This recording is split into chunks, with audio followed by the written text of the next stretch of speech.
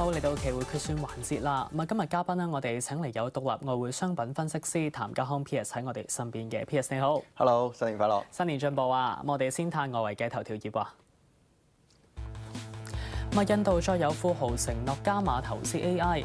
彭博報導，印度首富安巴尼同埋旗下嘅信實工業宣布嚟緊7年將會投資10萬億盧比，即係折合大約1100億美元發展 AI 基礎設施。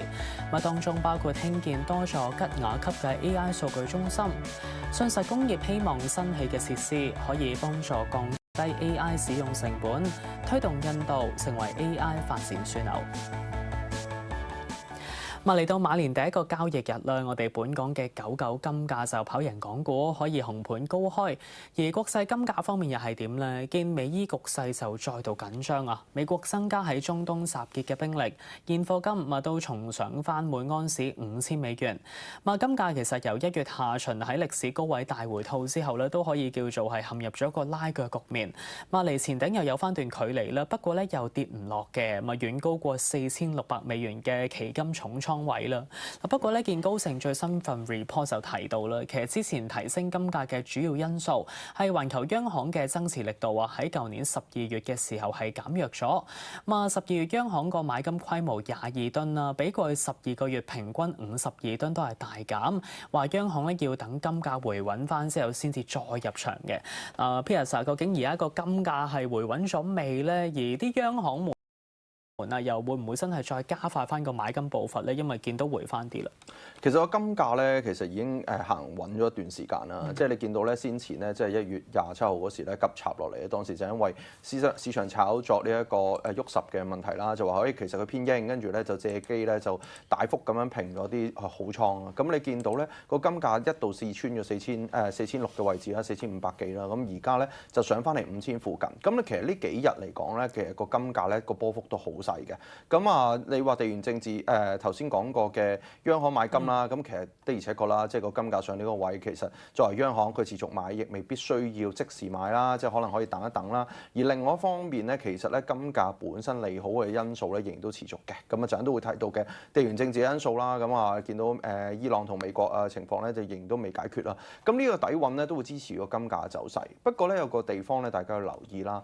我見到咧 CFTC report 裏邊咧嗰啲對沖基金咧喺個黃金嘅長倉咧係少咗好多，去到2023年嘅水平，咁所以即係而家現水平你要見到個金價咧，其實我覺得個收窄嘅 range 咧大概係450至到5100嘅位置啦。如果跌穿450，同時有跌穿咧頭先你提及嗰個嘅重倉嘅位置4600蚊嘅話咧，相信呢個調整會有一段比較深啲嘅調整啦。如果唔係嘅話咧，暫時嚟講咧都係個待變格局啦。咁我仍然都係偏好嘅。只要唔穿位咧，我仍然都覺得咧金價應該會向上嘅。另一方面都同你跟進埋咧，就係見國際油價咧都有個轉強嘅跡象嘅。見紐油同埋布油上日收咧都係喺個半年高位度，都係中東局勢影響住啦。見美伊個緊張局勢咧去到臨界點，美國總統特朗普就向伊朗發出15去到20日嘅最後通牒，要求雙方要達成核談判。如果唔係咧，就會面臨軍事行動。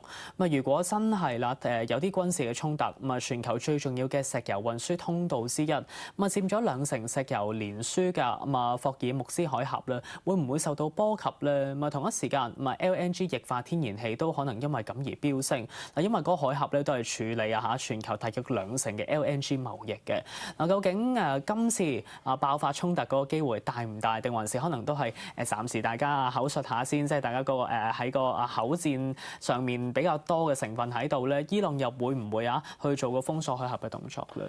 其實我覺得今次地緣政治嘅呢個情況咧，我相信咧係口角嘅機會，淨係口角機會比較細嘅。咁你見到咧，其實已經2艘航母過到去霍爾木茲海峽啦，咁另外第3艘都話會去啦。咁其實咧，我哋幾個禮拜嘅跟進嚟講咧，其實個禮拜都話下個星期週末就會打㗎啦。咁唔覺咧，其實應該講咗成個月啦。我記得最初嘅時候應該大概係過年啊，過新曆新年嘅時候，當時已經係好緊張啦。當時因為即係伊朗本身裏邊嘅裏邊嘅政治嘅問題啦，有民變啦，咁嘅情況，大家就會覺得其實美國可能會幫手，即係因為大家會參考翻委內瑞拉嘅一個情況啦。咁但係見到咧，因為伊朗本身咧軍事力量咧比委內瑞拉強太多，即係美國咧即係都唔可以輕易出手啦，因為一打輸嘅話咧，衍生到咧即係整體成個太大嘅變化。咁所以你見到咧美國要用一個好強嘅軍事嘅壓迫力咧，去令到伊朗作出談判。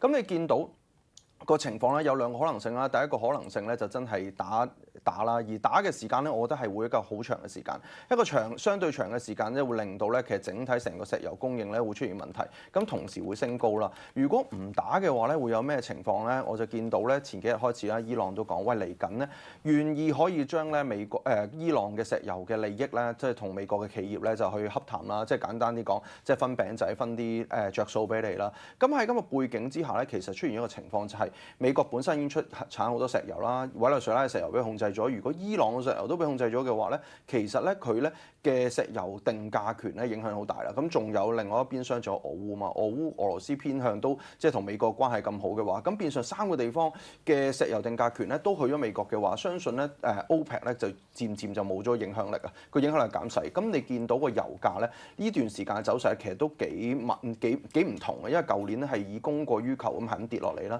到現水平嚟講，你見到咧其實由64蚊升到66蚊，而家咧就已經企穩咗64蚊至66蚊嘅位置，即係一級一級以上。咁所以而家嚟講咧，我覺得你應該係後低再揸翻有挨近64蚊再搏咧嘅機會大啊。咁當然啦，你去到挨近要定翻止蝕位咯。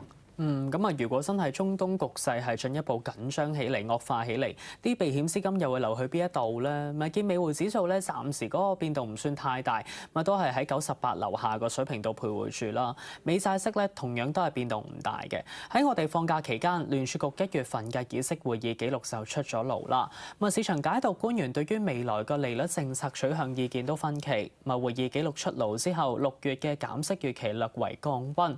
究竟短期之內啦？即係3月嗰個減息機會其實係咪都唔算太大咧？而今晚美國都會有第4季嘅 GDP 初值嘅，咪如果數據真係好嘅話，又可唔可以再幫到美匯回穩，甚至真係可以叫做企得翻98甚至更高水平？我首先覺得啦，即係個上半年咧，其實減息個機會都係細嘅。咁而家市場預計減2次息啦，第一次6月啦，第二次9月啦。咁其實經濟面上邊咧，因為即係你見到第4季美國嘅 GDP 係做得好好啦，而第一季即係去到而家嚟講咧，其實數字都好對版。咁所以因為經濟嘅問題而要減息咧，其實嘅壓力細咗啦。咁變相你都會見到個美匯反彈嘅。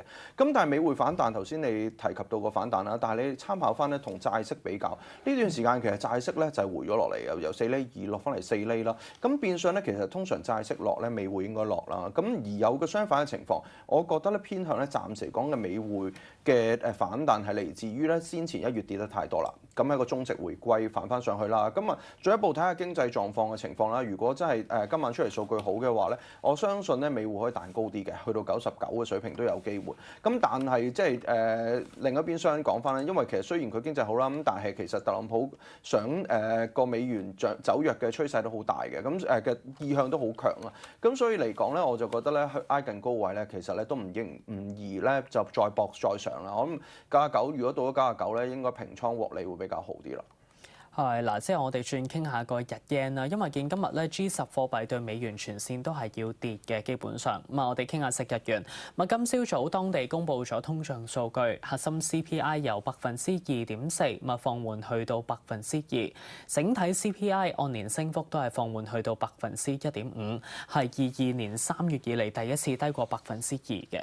嗱，咁相關嘅數據係咪都可以令到高市早苗更加放心咁去推佢嗰啲積極財政同埋寬鬆貨幣政策嘅嗰啲主張咧，而因為物價上升個壓力舒緩咗。嗱，不過咧今日見個 yen 而家就去到155附近嗰個水平喺呢一度咯。其實而家見佢枕住去到呢啲水平嘅時候，如果真係再轉弱嘅話，又會唔會真係惹嚟當局又要再干預嗰個政策咧？我覺得其實日本要干預，日本央行干預個日元咧，通常都係個幅度嗰個貶值幅度速度太大咧，先會出現需要干預嘅。咁咁見到而家嘅情況啦，其實先前嚟講即係改選國會啊，高市早苗嘅政策 roll out，咁同時佢都有啲承諾啦，佢講話唔會大幅咧就令到個財政嘅情況變差啦，等等嘅情況去做。咁我哋而家其實即係成個日本咧見到咧就對於高市早苗嘅經濟政策咧，其實有個好高嘅憧憬，因為佢民意好高。咁啊，大家覺得佢應該做啲新嘅嘢，令到日本嘅經濟走強啦。咁但係同時之間都會使多啲錢。咁啊，再加埋美國減息咧，又會放慢嘅話咧，其實我覺得係緩緩繼續貶值嘅機會比較大嘅。咁所以現水平咧155啦，有機會見翻154啊、153嘅位置咧，其實我覺得咧做好呢一個多啦 yen 嚟講係着數嘅。咁啊我諗呢段時間啦，上半年嚟講，主要咧日元咧都會係貶值嘅機會比較大啦。咁另一方面啊，見市場避險情緒升溫，商品貨幣咧即時都係相對弱啲。紐元係今日喺 G10入面咧最弱嘅一個貨幣之一啦。星期三，新西蘭央行議息維持指標利率喺2.25厘不變，不過咧就暗示嚟緊或者會加息去應對翻個通脹風險。睇翻另一種嘅商品貨幣啦，澳洲央行咧早前係2年幾以嚟第一次加息嘅。究竟新西蘭元係咪要繼續跑輸澳元呢？澳元對新西蘭元個交叉盤係咪預料都係向上為主？的而且確係啊，因為即係澳洲即係嘅減息，嘅加息咧，就即係咁耐突然間加息啦。咁啊，見到佢經濟面又好啦，再加埋即係我哋見到佢嘅主要出口嘅天然資源啦、石油啊、黃金啊等等嗰啲咧，金銀同鐵石咧都係做好，咁所以變到咧其實澳洲嗰個經濟表現得唔錯啦。再加埋即係見到嗰個澳紙對紐元咧都有個破位嘅情況。咁你睇翻幅圖嚟講咧，其實近期就冇乜位啊，再望咧就要望好遠嘅時間。咁我諗基本上啦，即係紐西蘭未改變翻利率政策之前咧，澳紐嚟講咧，繼續咧都係睇澳元咧睇高一線嘅。咁啊，上方睇位咧已經去到睇1.25嘅水平㗎啦。好咁今日呢一節嘅期匯決算，我哋都唔該晒 Pierre 上嚟幫我哋做咗咁詳細分析啦。交易時段嘅時間都嚟到呢一度啦。Now 財經台同埋 ViuTV 之後會分途廣播，拜拜。